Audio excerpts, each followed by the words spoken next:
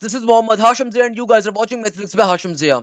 बेटा आज की क्लास के नस्ट के टॉप 10 एमसीक्यूज की वीडियो लेक्चर के ऊपर मूव करेंगे। आज की क्लास के अंदर अगेन मोस्ट इंपॉर्टेंट एमसीक्यूज को देखेंगे जो कि आपके 2025 के अंदर आने के चांसेस बहुत ज्यादा होंगे because these all MCQs are from the नस्ट सॉफ्टवेयर और जाहिर सी बात है सॉफ्टवेयर के एमसीक्यूज बेतहाशा रिपीट हो रहे होते हैं। ये चीज अपने जहन में रखिएगा बेटा, मैं अभी तक मोर देन 4000 एमसीक्यूज आप लोगों को ऑलरेडी सॉल्व करवा चुका हूं। बेतहाशा एमसीक्यूज के लेक्चर सीरीज में आप लोगों के लिए डाल चुका हूं, तो डिस्क्रिप्शन के अंदर लिंक आपके पास आ रहा होगा प्लेलिस्ट का। इस प्लेलिस्ट को लाजमी तौर पे कवर करें। अगर आप नस का नेट 1 नेट 2 नेट 3 नेट 4 दे रहे हैं, ये प्लेलिस्ट आपके लिए बहुत ज्यादा हेल्पफुल है। इसके अलावा अगर आप प्रॉपर नस की तैयारी करना चाहते हैं तो आप बिल्कुल बैच को ज्वाइन कर सकते हैं। इस बैच में आपकी कंप्लीट डिटेल में तैयारी कवर करवाई जा रही होगी।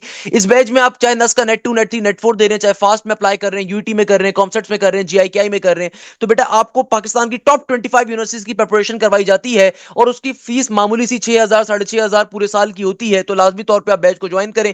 इस बैच में आपकी हर चीज की तैयारी कवर करवाई जाएगी। प्रॉपर फैकल्टी आपकी लाइव क्लासेस लेती है, कंप्लीट कोर्स की रिकॉर्डिंग होती है। ऐसा नहीं होता कि एक ही बंदा बैठ के सारे सब्जेक्ट्स पढ़ा रहा है या एक ही आदमी बैठ के आपको जो है ना सिर्फ इंपॉर्टेंट चीजें पढ़ा रहे हैं। नहीं, एक एक चीज आपकी लाइव क्लासेस में कवर करवाई जाती है। आपकी ना सिर्फ बेटा क्लासेस प्रॉपर्ली लाइव कंडक्ट की जाती हैं बल्कि तमाम सब्जेक्ट्स को लाइव क्लासेस में कवर करवाया जाता है। रेलिवेंट पास्ट पेपर्स को कवर करवाया जाता है। इसके अलावा डाउट सेशंस होते हैं आपकी, यानी कि जहां पे अपनी क्वेरीज को पूछ सकते हैं। इसके अलावा आपकी प्रॉपर्ली टीपीपीज आपको प्रोवाइड किए जाते हैं, टॉपिकल पास्ट पेपर्स हर सब्जेक्ट के, उसके अंदर आपको उसका सॉल्यूशन भी प्रोवाइड किया जाता है, वीडियो सॉल्यूशन प्रोवाइड किया जाता है। इसके अलावा आपके प्रॉपर्ली टेस्ट होते हैं, वीकली टेस्ट अलग होते हैं, ग्रैंड टेस्ट अलग होते हैं, जीटीज आपके अलग होते हैं, एफएलपीज आपके अलग होते हैं। तो हर तरीके से आपको फैसिलिटेट अब किया जा रहा होता है। तो लाजमी तौर पर आप इस बैच को ज्वाइन कर सकते हैं। तो बेटा अगर आप अपनी तैयारी मुतमईन तरीके से करना चाहते हैं तो आप पूरे साल के लिए बैच की बड़ी मामूली सी फीस होती है, इसको लाजमी तौर पे आप ज्वाइन कर सकते हैं। आज की क्लास के ऊपर मूव करते हैं। आज की क्लास के अंदर एक बेहतरीन क्वेश्चन एग्जामिनर कहता है which one has the constant slope. सबसे पहले नंबर के ऊपर एग्जामिनर क्या कह रहा है, which one has the constant slope. Constant slope किसका होता है?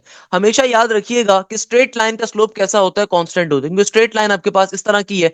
सर्कल का स्ट्रक्चर क्या होता है? सर्कल का स्ट्रक्चर आप सबको पता है कि ये गोलाई स्ट्रक्चर, आपके पास सर्कल आ गया, ये मेरे पास एलिप्स आ गया, हाइपरबोला अलग शेप का होता है। सो भाई स्ट्रक्चर के अंदर स्लोप क्या रहता है? कांस्टेंट रहता है। आप किसी भी दो पॉइंट्स के ऊपर निकालो तो ऑलवेज रिमेंबर दिस थिंग, हमारे पास जो स्ट्रेट लाइन का स्लोप होता है वो हमेशा क्या होता है? कांस्टेंट होता है। Always remember this thing. ये एमसीक्यू थ्योरेटिकल एमसीक्यूज के तौर पे बहुत दफा नस के अंदर आया हुआ है।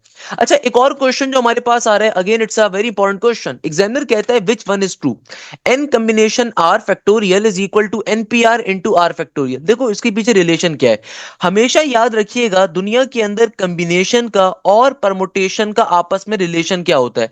देखो कॉम्बिनेशन का फॉर्मूला क्या होता है आप सबको मालूम होना चाहिए। कॉम्बिनेशन का फॉर्मूला होता है N factorial divided by N minus का are factorial into are factorial, सही है। वाइल परमुटेशन का फॉर्मूला क्या होता है? परमुटेशन का फॉर्मूला होता है बेटा n factorial divided by N minus का आर फैक्टोरियल। तो अगर आप देखो कॉम्बिनेशन के अंदर और परमुटेशन में, कॉम्बिनेशन का फॉर्मूला क्या है? N factorial divided by N minus are factorial into are factorial. While permutation का फॉर्मूला क्या है? सिर्फ n factorial divided by N minus are factorial. तो बेटा कॉम्बिनेशन के अंदर देखो ये वाली चीज और परमुटेशन में ये वाली चीज सिमिलर आ रही है। तो यानी कि आसान भाषा में मैं क्या कह सकता हूं कि भाई आपके पास जो कॉम्बिनेशन का फॉर्मूला है उसमें परमुटेशन का फॉर्मूला भी इंक्लूड हो ही रहा है ना एक तरीके से, कि n factorial by N minus are factorial तो आ ही रहा है। तो अगर मैं इस पूरी चीज की जगह पे क्या रख दूं, मैं ऊपर रख दूं एन पर कॉम्बिनेशन आर किसके बराबर है? देखो ये जो N factorial divided by N minus are factorial आ रहा है, जो कॉम्बिनेशन का फॉर्मूला जब ओपन होता है तो उसके अंदर देखो ये वाली चीज तो ऑलरेडी परमुटेशन की है। तो इस पूरी चीज की जगह पे मैं क्या रख सकता हूं? इस पूरी चीज की जगह पे मैं रख सकता हूं एन परमुटेशन आर, और नीचे वाला r factorial as it is का एज इट इज। अब देखो बेटा हमारे पास ये वाली टर्म यहाँ पे डिवाइड हो रही है तो वहां पे जाके बेशक मल्टीप्लाई करवा दो, ये टर्म यहाँ पे डिवाइड हो रही है तो वहां पे जाके मल्टीप्लाई हो जाएगी। तो मैं क्या कह सकता हूं कि भैया हमारे पास सिंपल तरीके से क्या बन गया, n combination r into r factorial किसके बराबर है? एन परमुटेशन आर के। तो चेक कर लो किसी ऑप्शन में ये आ रहा है, ये आ रहा है हमारे पास देखो ऑप्शन नंबर सी के अंदर। तो करेक्ट आंसर क्या होगा? Option number C, C for cat, cat माने बिल्ला is the correct answer. Question क्या हो गया बेटा हमारा? सॉल्व हो गया। It's a very normal thing. अब देखो हमारे पास जो नेक्स्ट क्वेश्चन आ रहा है, अगेन ये क्वेश्चन नस्ट के पेपर्स के अंदर 2024 में भी आया हुआ है, 23 में भी आया हुआ है, बेतहाशा आया हुआ है। एग्जामिनर ने आपको ट्रिगोनोमेट्रिक इक्वेशन दे दी। एग्जामिनर कह रहे हैं कि भाई अगर कॉट थीटा और कोसेक थीटा आपस में बराबर है, if a theta lies between 0 and 360 degree then find the value of x. यानी कि देखो एग्जामिनर आपसे क्या कह रहा है कि आपके पास जो कॉट थीटा है वो किसके बराबर है? वो बराबर है हमारे पास कोसेक थीटा के। तो एग्जामिनर कह रहा है बताइए थीटा की वैल्यू क्या होगी। देखो अगर मैं इसको एक्सपेंड करवाऊं, इसको मैं ओपन करवाऊं, तो हमें पता है कॉट किसके बराबर होता है। कॉट का फॉर्मूला होता है ना हमारे पास, किसके बराबर होता है कॉट का फॉर्मूला? ये होता है cos x divided by sine के बराबर, यानी कि कॉट बराबर होता है कॉस डिवाइडेड बाय साइन के। और कॉसेक किसके बराबर होता है बच्चा? कॉसेक बराबर होता है हमारे पास 1 डिवाइडेड बाय साइन के। तो बेटा देखो इस टर्म से ये वाली टर्म क्या होगी? कैंसिल आउट, क्योंकि साइन एक्स यहाँ पे डिवाइड हो रहा है, वहां पे मल्टीप्लाई होगा तो कैंसिल आउट हो गई। तो आपके पास सिंपल यहाँ पे क्या बच गया? हमारे पास बच गया cos x is equal to 1। अब देखो मेरे चार ऑप्शन आ रहे हैं। वैसे बाय द वे डायरेक्टली भी सॉल्व कर सकते हो, नहीं तो आप बेसिक वे में सॉल्व कर लो कि भाई मुझे अगर एंगल चाहिए, अपने एक्स की वैल्यू चाहिए, तो कॉस यहाँ पे प्लस के अंदर है, दूसरी तरफ जाएगा इनवर्स की फॉर्म पे चला जाएगा। यानी कि कॉस यहाँ पे सिंपल ट्रिगोनोमेट्रिक फॉर्म में है, दूसरी तरफ जाके इनवर्स बन जाएगा। तो क्या बन जाएगा? X is equal to cos inverse 1। तो x is equal to cos inverse 1 हो गया। तो एक्स कॉस इनवर्स 1 किसके बराबर होता है? तो बेटा देखो हमें ये बात मालूम है कि cos इनवर्स 1 किसके ऊपर मिलता है? 0 डिग्री के ऊपर मिलता है। तो यानी कि मेरा आंसर क्या आ गया? x का 0 डिग्री। अब देखो ऑप्शन नंबर डी, हमेशा याद रखो गलत ऑप्शन को सबसे पहले कैंसिल आउट किया करो। देखो भाई आपको ना तो ऑप्शन नंबर डी में 0 डिग्री मिल रहा है, ना ऑप्शन नंबर सी में आपको 0 डिग्री मिल रहा है, तो ये दो ऑप्शन तो वैसे ही कैंसिल आउट हो गए। ऑप्शन नंबर ए में भी 0 मिल रहा है, ऑप्शन नंबर बी में भी 0 मिल रहा है। ओके, अब करेक्ट आंसर क्या होगा खुद सोचो। देखो भाई ऑप्शन नंबर ए में 90 डिग्री भी आ रहा है। अब आप देखो क्या 90 डिग्री हमारा आंसर होता है? खुद सोचो 90 डिग्री का हमारा आंसर हो सकता है? लॉजिकली सोचो भाई, cos 90 क्या होता है? cos 90 का 1 आपको देता है। अगर मैं यहाँ पे x की जगह पे 90 डालता हूँ, cos 90 बराबर होता है 0 के, तो कभी भी करेक्ट नहीं हो सकता। तो यानी कि ऑप्शन नंबर ए गलत हो गया। So option number B and option number C can be the correct one, क्योंकि देखो ऑप्शन नंबर बी में 180 360 आ रहा है, और हमें ये बात मालूम है कि cos जो होता है ना वो x एक्सिस पे हमेशा पॉजिटिव वैल्यू देता है। यानी कि बेटा 0 डिग्री के ऊपर भी हमेशा पॉजिटिव के आपको 1 मिलेगा, 180 के ऊपर भी आपको 1 या -1 मिलता है। सिमिलरली हमारे पास 360 के ऊपर भी 1 -1 मिलता है। तो यानी कि देखो सबसे बेहतरीन आंसर यहाँ पे कौन सा है? सबसे बेहतरीन आंसर कौन सा है? ऑप्शन नंबर बी है। ऑप्शन नंबर बी में तमाम एंगल्स आ रहे हैं ना, तो इसलिए ऑप्शन नंबर सी में क्या कब आती थी? मैंने ऑप्शन नंबर सी को कैंसिल क्यों करा था? ये देखो ऑप्शन नंबर सी के अंदर 0 डिग्री नहीं आ रहा था, ऐसा है जिसके अंदर सारे के सारे एंगल्स एग्जिस्ट कर रहे हैं ना, क्योंकि देखो जब आप कॉस को दूसरी तरफ भेजोगे वहां पे इनवर्स बन जाएगा। कॉस इनवर्स 1 क्या होता है? 0 डिग्री होता है। अब आपको 1 किस पे मिलता है कॉस के? भाई जाहिर सी बात है मुझे 1 कब मिलेगा? जब मैं 0 डिग्री रखूंगा, 180 रखूंगा, 360 रखूंगा। वैसे बाय द वे मैंने ट्रिगोनोमेट्री में इसकी शॉर्टकट भी आपको बताया था, जब कभी एक्स एक्सिस के ऊपर आप एक्स एक्सिस के ऊपर कॉस हमेशा आपको 1 की वैल्यू देता है ना, ये मैंने शॉर्टकट आपको बताया हुआ है एक्स एक्सिस के ऊपर। तो एक्स एक्सिस के ऊपर आपके एंगल्स क्या क्या होते हैं? एक तो 0 होता है, एक 180 होता है, फिर एक 360 भी होता है। तो सारे एंगल्स खाली ऑप्शन नंबर बी में वेरीफाई हो रहे हैं, that's the correct answer. Next question में देखो बेटा एग्जामिनर क्या कह रहा है। नेक्स्ट क्वेश्चन में एग्जामिनर कहता है कि भाई तुम्हारे पास क्वेश्चन आ रहा है I dot product I cross product के इनटू क्रॉस प्रोडक्ट आई। यानी कि देखो एग्जामिनर कह रहा है कि आप डॉट प्रोडक्ट ले रहे हो किसका किसके साथ? आई का। क्रॉस प्रोडक्ट लेते हो आप पहले के साथ, फिर क्रॉस प्रोडक्ट लेते हो आप आई के साथ। इसको सिंप्लीफाई करवाना है। अब मेरे प्यारे शागिर्दों देखो, हमें पता है क्रॉस प्रोडक्ट के अंदर एक साइकिल चलता है। साइकिल क्या होता है? आई इंटू जे इंटू के, सही है ना? आई से आप जाते हो जे के ऊपर, जे से आप जाते हो के ऊपर, के से आप जाते हो आई के ऊपर। Always remember this thing, clear है बेटा? अब देखो अगर मैं इस शॉर्टकट को फॉलो करूं ना, तो हमारे लिए जिंदगी बड़ी आसान हो जाएगी दुनिया के अंदर। कैसे फॉलो करोगे? देखो बेटा बहुत ही आसान सा कॉन्सेप्ट है।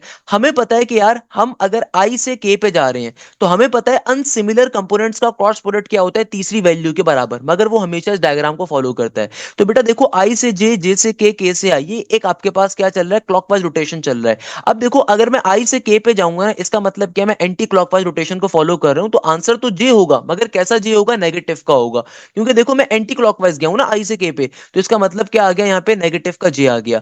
अब देखो जब मैं जे से आई पे जाऊंगा, अगेन देखो जे से जब मैं आई पे जा रहा हूं, तो ये एंटी क्लॉकवाइज जा रहा है। एंटी क्लॉकवाइज रोटेशन के ऊपर क्या होता है?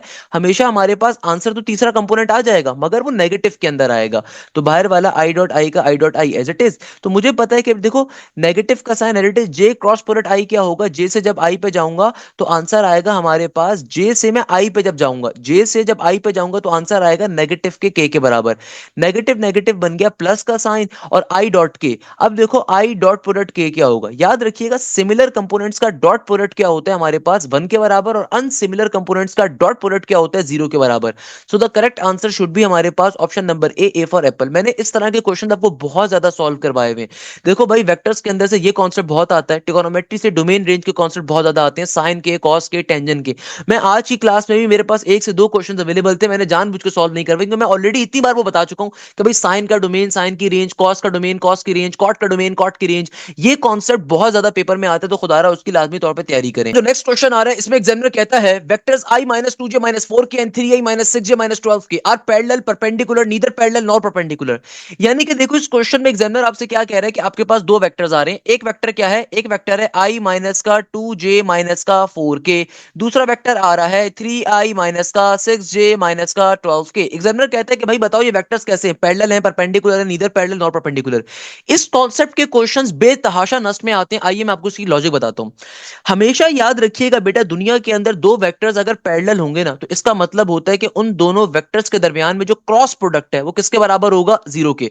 बल्कि मैं इधर ही लिख के बता देता हूं, अगर दुनिया में कभी भी दो वेक्टर्स पैरेलल होंगे तो अगर आप उन दोनों वेक्टर्स के दरमियान में क्रॉस प्रोडक्ट लोगे तो हमेशा किसके बराबर आना चाहिए, जीरो के बराबर आना चाहिए, पहली कंडीशन। दूसरे नंबर के ऊपर हमेशा याद रखिएगा इसका मतलब क्या होता है, इन दोनों वेक्टर्स के दरमियान में जो एंगल होगा ना वो 0 डिग्री के बराबर होगा। तीसरे नंबर के ऊपर अगर तो वेक्टर्स पैरेलल होते हैं, वो हमेशा इस कंडीशन को फॉलो करते हैं, a1/a2 इक्वल टू के बाद b1/b2 इक्वल टू के बाद c1/c2। अगर वेक्टर्स पैरेलल होते हैं तो आपको तीन तरह की बातें लाजमी तौर पे मालूम होनी चाहिए, सही है ना। इसकी एक शॉर्टकट भी होती है, शॉर्टकट भी बता दूंगा। मगर देखो अगर तो वेक्टर्स पैरेलल होते हैं ना, तो याद रखिएगा दोनों वेक्टर्स के दरमियान में क्रॉस प्रोडक्ट क्या होता है, जीरो के बराबर।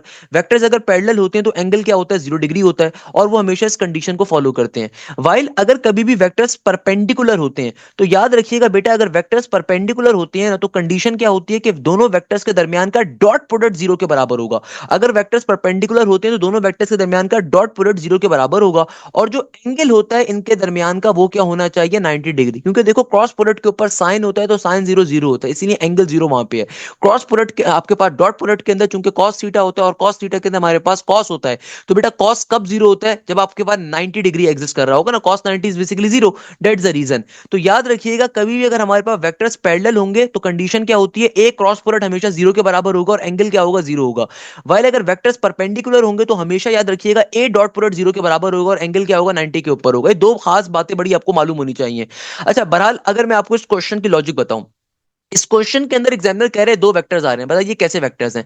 देखो मुझे साफ तौर पे दिख रहा है इसकी एक शॉर्टकट है। शॉर्टकट क्या है कि भाई मेरे पास जो पहला वेक्टर है वो दूसरे का मल्टीपल आ रहा है ना, क्योंकि देखो अगर मैं सिंपल तरीके से पहले वाले वेक्टर को 3 से मल्टीप्लाई करूं तो क्या बन जाएगा, ये हो जाएगा 3i माइनस का 3 2 6j माइनस का 3 4 12k। यानी कि देखो एक्जैक्टली सिमिलर आ रहा है, तो इसका मतलब क्या, पैरेलल वेक्टर्स हैं। ये एक शॉर्टकट होता है, जिस तरह स्ट्रेट लाइन पे हम देखते हैं ना कि अगर हमारे एक्स वाई कोफिशिएंट्स इक्वली बराबर आ रहे हैं इसका मतलब लाइंस पैरेलल हो रही हैं। सिमिलरली वेक्टर्स के अंदर हम क्या देखते हैं, अगर दोनों वेक्टर एक दूसरे के बराबर आ रहे हैं यानी कि कंपोनेंट सारे के सारे सिमिलर आ रहे हैं, इसका मतलब वेक्टर्स क्या है, पैरेलल हैं। ये बेसिक शॉर्टकट होती है सॉल्व करने के लिए। अदरवाइज आप नहीं तो चेक करके कर लीजिएगा क्रॉस प्रोडक्ट के ऊपर, वहां से भी आंसर हमें सिमिलर ही मिलना चाहिए, सही है ना बेटा। आप दोनों वेक्टर्स का क्रॉस प्रोडक्ट लो तो आंसर आपके पास जीरो ही आना चाहिए। ये इसकी बेसिक की लॉजिक होती है। पर जो नेक्स्ट क्वेश्चन आ रहा है ना, it's a very interesting question. इस क्वेश्चन में एग्जामिनर आपसे कह रहा है डोमेन ऑफ द फंक्शन बताइए। बेटा मैंने आपसे कितनी दफा ये बात कही थी कि देखो फंक्शन की डोमेन के क्वेश्चन लाजमी तौर पे कवर करने हैं, क्योंकि ये बेसिक कॉन्सेप्ट है भाई, ये पेपर में बहुत ज्यादा पूछे जाते हैं नस साइड के ऊपर। देखो डोमेन का मतलब क्या होता है, डोमेन दुनिया के अंदर कहते हैं इनपुट को। कभी भी डोमेन का लफ्ज आ जाए तो इसका मतलब क्या होता है कि आपको इनपुट निकालना है। डोमेन के बेसिक मायने क्या होते हैं, इनपुट। वाइल दुनिया के अंदर रेंज के मायने क्या होते हैं, रेंज कहा जाता है आउटपुट को। डोमेन का मतलब है इनपुट, रेंज कहते हैं किसको, आउटपुट को। Domain is input, range is output, it's a very normal phenomena.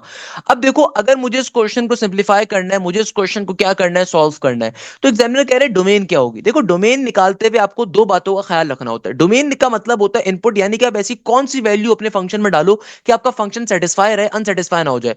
अब देखो मुझे फंक्शन क्या गिवन है, अंडर रूट के अंदर एक्स स्क्वायर माइनस का स्क्वायर, तो रूट अनसेटिस्फाई कब होगा, रूट उस सूरत में अनसेटिस्फाई होगा जब उसमें नेगेटिव की वैल्यू आ जाए। नेगेटिव का कोई भी नंबर अगर रूट में आएगा तो अनसेटिस्फाई हो जाएगा, आयोटा बन जाता है, सही है ना। इसका मतलब क्या हुआ कि मुझे ऐसी वैल्यूज यहां पे देखनी है कि भाई मैं एक्स के अंदर कोई भी ऐसी वैल्यू ना डाल दूं जिसकी वजह से ओवरऑल फंक्शन क्या हो जाए, आपका नेगेटिव के अंदर आ जाए, ताकि हमारा रूट क्या हो, अनसेटिस्फाई ना हो जाए। हमें इसका खास ख्याल रखना है। तो इसका मतलब मैं क्या करूंगा, अब देखो दो तरीकों से सॉल्व कर सकते हो क्वेश्चन को। एक तो बेसिक तरीका है, मुझे साफ तौर पर दिख रहा है कि देखो अंडर रूट के अंदर आ रहा है एक्स स्क्वायर माइनस का ए स्क्वायर। ए स्क्वायर यानी कि कोई भी रियल नंबर होगा। अब देखो मुझे वो रियल नंबर नहीं पता, तो मैं जाहिर सी बात है अगर उस रियल नंबर से बराबर की वैल्यू रखता हूं या उससे नीचे की वैल्यू रखता हूं। देखो बराबर की वैल्यू रखोगे ना, अगर आप लेट सपोज यहाँ पे एक्स की जगह पे ए रखो, तो ए स्क्वायर माइनस का ए स्क्वायर ये बन जाएगा अंडर रूट में जीरो। अंडर रूट जीरो एक प्रॉपर आंसर होता है, जीरो के बराबर वो करेक्ट है, वो मसला नहीं है। मगर क्या होगा कि अगर मैं यहाँ पे रख दूं फॉर एग्जाम्पल, मैं यहाँ पे क्या रख दूं, मैं यहाँ पे रख दूं लेट सपोज नेगेटिव का ए स्क्वायर, तो नेगेटिव का ए रखने के ऊपर भी क्या बन जाएगा, नेगेटिव का ए का स्क्वायर रखने के ऊपर भी एक्सेप्टेबल है, क्योंकि बेटा ए का स्क्वायर क्या हो जाएगा, नेगेटिव के ए के स्क्वायर का मतलब है आप कोई भी नंबर रखोगे तो जाहिर सी बात है स्क्वायर नेगेटिव साइन को पॉजिटिव में कन्वर्ट कर देगा। तो यानी कि आप नेगेटिव के अंदर भी कोई वैल्यू रखो कोई फर्क नहीं पड़ता। अच्छा अगर मैं पॉजिटिव के अंदर लेट सपोज 4a रख के यहाँ पे चेक करता हूँ, तो 4a का स्क्वायर क्या बन जाएगा, ये आपके पास 3a स्क्वायर बन जाएगा, ये भी एक्सेप्टेबल है, कोई मसला नहीं है, सही है ना। तो यानी कि देखो मैं यहाँ पे नेगेटिव के ए की वैल्यू भी रख सकता हूँ, प्लस के ए की वैल्यू भी रख सकता हूँ और ए भी रख सकता हूँ, क्योंकि भैया ये सारी चीजें एक्सेप्टेबल होंगी, बाहर स्क्वायर आ रहा है। तो इसका मतलब करेक्ट आंसर क्या होना चाहिए, नेगेटिव इन्फिनिटी इंटू नेगेटिव ए, फिर आपके पास ए से लेके प्लस इन्फिनिटी के दरमियान। और अगर आप इसको चेक करना चाहते हो आप इसको नॉर्मल मेथड पे चेक भी कर सकते हो। कैसे कि देखो आपको फंक्शन क्या गिवन है, आपको फंक्शन गिवन है अंडर रूट के अंदर एक्स स्क्वायर माइनस का ए स्क्वायर। अगर आप इसको नॉर्मल मेथड पे चेक करना चाहते हो, देखो जब कभी मैं स्क्वायर रूट को रिमूव करूंगा तो मेरे पास ये क्या आ जाएगा, ये बन गया एक्स स्क्वायर माइनस का A square greater than equal to zero का सिंबल आ गया। अब इसको फर्दर सिंप्लीफाई करना है, नेगेटिव के ए स्क्वायर को वहां भेजोगे तो वहां जाके ये आ जाएगा greater than equal to plus का ए स्क्वायर। मैंने इन इक्वालिटी के अंदर आपको टॉपिक पढ़ाया था, जब कभी हम स्क्वायर को रिमूव करना चाहते हैं अंडर रूट लेंगे तो अंडर रूट के अंदर इधर प्लस भी आ जाएगा इधर माइनस भी आ जाएगा। तो बेटा ये क्या बन जाएगा, x is greater than equal to A, सही है। अब एक दफा प्लस पे करो एक दफा नेगेटिव पे करो, तो भैया एक दफा ये बन गया x is greater than equal to plus का ए, एक दफा ये हो गया नेगेटिव का X greater than equal to A का ए, सही है। अब देखो ये तो मेरा डायरेक्टली एक आंसर आ गया कि एक्स की वैल्यू क्या होगी, ए या ए से बड़ी होगी। ग्रेटर देन इक्वल टू का मतलब क्या, एक्स की वैल्यू ए या ए से बड़ी होगी। यहाँ पे देखो नेगेटिव का एक्स आ रहा है, जब कभी आप नेगेटिव के साइन को इनइक्वालिटी में दूसरी तरफ भेजते हो तो आपका इनइक्वालिटी का साइन क्या हो जाता है, चेंज हो जाता है। तो जब कभी आप नेगेटिव के साइन को दूसरी तरफ भेजते हो ना तो इनइक्वालिटी का साइन क्या हो जाता है, कन्वर्ट हो जाता है। तो ये आपके ग्रेटर देन इक्वल टू से लेसर देन इक्वल टू बन गया। तो क्या बन गया, x is lesser than equal to negative का ए, यानी कि दो आंसर्स आ रहे होंगे, एक्स की वैल्यू या तो ए के बराबर है या ए से बड़ी है, या फिर एक्स की वैल्यू नेगेटिव ए के बराबर है या उससे क्या है छोटी है। तो हमारा करेक्ट आंसर इसीलिए क्या आ रहा है, ऑप्शन नंबर सी के बराबर है। आप चाहो तो डायरेक्ट मेथड पे कर लो एज्यूम करके, नहीं तो आप इसको फिर सिंप्लीफाई करवा के सॉल्व करो, वो आपकी चॉइस होती है। नेक्स्ट क्वेश्चन में एग्जामिनर कह रहा है द कॉन्जुगेट ऑफ 5 आयोटा की पावर 5 किसके बराबर होगा। अब देखो हमें कॉन्जुगेट निकालना है। कॉन्जुगेट का मतलब क्या होता है, कॉन्जुगेट के मायने होते हैं कि हमें सिंपल तरीके से क्या निकालना है, इमेजिनरी टर्म का साइन कन्वर्ट करना है। पहले तो देखो भाई आयोटा की पावर 5 क्या होता है, दो तरीकों से सॉल्व कर सकते हो, चाहो तो मेरी शॉर्टकट का अप्लाई कर दो, नहीं तो बेसिक वे में सॉल्व कर लो। आयोटा की पावर 5 का मतलब क्या है कि आप इसको ब्रेक कर पाओगे किसके अंदर, आयोटा की पावर 4 इंटू आयोटा के अंदर। आयोटा की पावर 4 क्या होता है, ये होता है iota square into iota. Iota square बराबर होता है -1 के, बाहर स्क्वायर आ गया इंटू आयोटा का आयोटा। अब देखो बेटा -1 के ऊपर अगर स्क्वायर आ रहा है तो जाहिर सी बात है स्क्वायर इवन नंबर है, नेगेटिव साइन को कन्वर्ट कर देगा तो सिंपल आयोटा बच गया। यानी कि आयोटा की पावर 5 का आंसर क्या होता है, सिंपल आयोटा के बराबर। तो यानी कि मैं क्या कह सकता हूँ, 5 का 5 एज इट इज, और आयोटा की पावर 5 को जब मैंने सिंप्लीफाई करवाया तो क्या आ गया, सिंपल आयोटा आ गया। हमें क्या निकालना है, कॉन्जुगेट। कॉन्जुगेट का मतलब क्या होता है, इमेजिनरी टर्म का साइन कन्वर्ट करना। तो बेटा देखो अगर ये मेरा कॉम्प्लेक्स नंबर आ रहा है तो इसमें रियल नंबर तो कोई भी नहीं आ रहा ना, रियल पार्ट तो आ ही नहीं रहा यहाँ पे। तो यहाँ मेरे पास सिंपल क्या है, ये आ रहा है 0 प्लस का 5 आयोटा। तो अगर मैं यहाँ पे कॉन्जुगेट करता हूँ तो कॉन्जुगेट का मतलब क्या है, इमेजिनरी टर्म का साइन कन्वर्ट करना, यानी कि सिंपल तरीके से क्या बन जाएगा, नेगेटिव का 5 आयोटा। तो चेक कर लो ऑप्शन में कहां पे आ रहा है, यहां पर आ रहा है, तो ये मेरा करेक्ट आंसर होगा। इस तरीके से क्वेश्चन सॉल्व। बेटा अब देखो हमारे पास जो नेक्स्ट क्वेश्चन आ रहा है ना, ये आ रहा है बेसिक मैथ्स के ऊपर। ये क्वेश्चन इस तरह के क्वेश्चन भी नस्ट के अंदर पूछे जाते हैं, अक्सर बच्चे ब्लैंक हो जाते हैं, सर ये कैसे आ गया। अरे भाई बेसिक मैथ्स का क्वेश्चन है, बिल्कुल आ सकता है। तो बेसिक मैथ्स के क्वांटिटी के भी 5 से 6 एमसीक्यू लाजमी आते हैं। अब तो 100 नंबर का मैथ्स का पोर्शन आएगा तो और आने के चांसेस भी हैं। ये तो अभी बेटा पता चलेगा इस सैटरडे के बाद से किस तरह का पेपर नस्ट का नेटवन आ रहा है। द पॉइंट इज दैट कि कैसे सॉल्व करोगे इस क्वेश्चन को। एग्जामिनर कह रहा है find the average of 3 consecutive odd numbers such that the sum of the first and the thrice is the sum of the first and thrice the second number minus twice the third number gives the answer is 44। यानी कि देखो यहाँ पे examiner क्या कह रहा है, find the average of 3 consecutive odd numbers such that the sum of first and thrice the second number minus twice the third number give the answer is 44। पहले लॉजिक को समझो कि भाई सबसे पहले देखो पूरी बात हो सकता है आपको क्लियर ना हो, पूरी बात हो सकता है आपको जहन में ना आ रही हो, एटलीस्ट बेसिक बात तो समझ सकते हो ना। एग्जामिनर कह रहा है 3 consecutive odd numbers। तो बेटा देखो दुनिया के अंदर 3 consecutive odd numbers कौन से होते हैं, कोई भी कंसीडर कर सकते हो। हम उसकी नॉर्मल फॉर्म कंसीडर कर लेते हैं कि एक आ रहा है एक्स के बराबर, एक आ रहा है एक्स प्लस 2 के बराबर, एक आ रहा है एक्स प्लस 4 के बराबर। यानी कि 3 कंसेक्यूटिव ऑड नंबर्स आपने इनकी नॉर्मल फॉर्म कंसीडर कर ली, एक एक्स है, एक एक्स प्लस 2, एक एक्स प्लस 4 है। ये 3 कंसेक्यूटिव ऑड नंबर्स हैं। अब देखो एग्जामिनर क्या कह रहा है, एग्जामिनर आपको एक कंडीशन दे रहा है। क्या कंडीशन दे रहा है, the sum of the first and thrice the second number. The sum of the first and thrice the second number minus twice the third number gave the answer 44. अब यहां पे देखो एक कंडीशन गिवन है, basic word problems type का question आ रहा है, इसको सिंप्लीफाई कैसे करोगे? Sum of the first and sum of the first and thrice the second number, तो थ्राइस द सेकंड नंबर यानी कि three times of the second number is equal to x plus two. The sum of the first and thrice the second number minus twice the third number, minus twice, minus का मतलब minus का sign, twice का मतलब two times of the third number, तो two times of the third number gave the answer 44. अब इसको आप simplify करवा लो तो क्या बन जाएगा?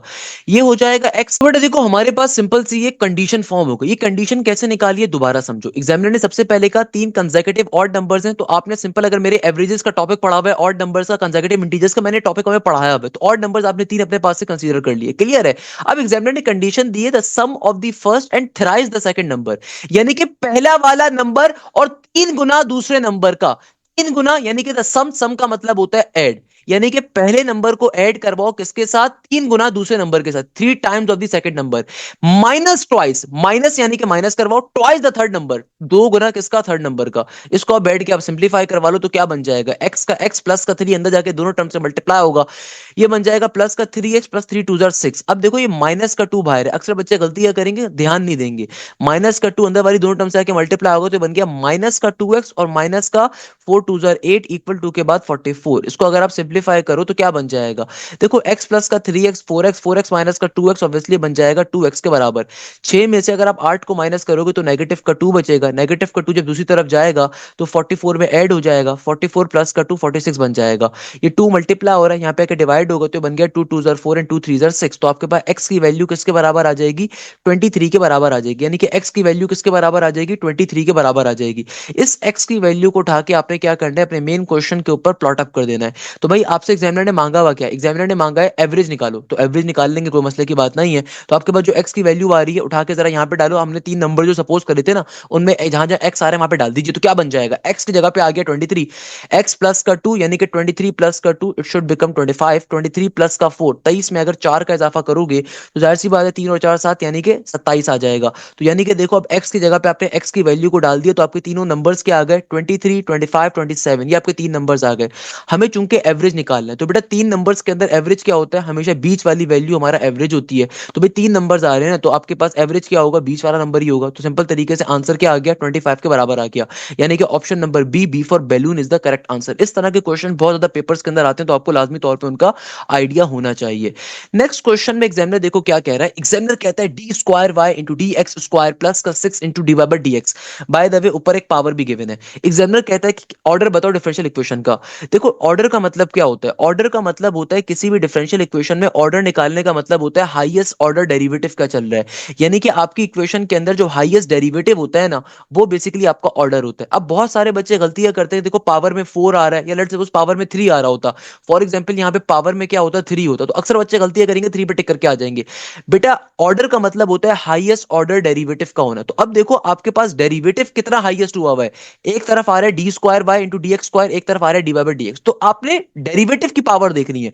डेरिवेटिव की पावर क्या है? स्क्वायर के बराबर, तो ये मेरा हाईएस्ट ऑर्डर डेरिवेटिव है, यानी कि ऑर्डर क्या है डिफरेंशियल इक्वेशन का? टू के बराबर.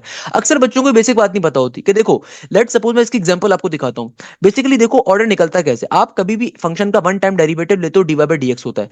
अगर मैं इसका एक और दफा डेरिवेटिव लूंगा तो अब ये क्या बन जाएगा? अब ये बन जाएगा मेरे पास देखो डी डी से मल्टीप्लाई होगा डी स्क्वायर, नीचे डी एक्स से मल्टीप्लाई होगा तो डी स्क्वायर और वाई का वाई इट इज.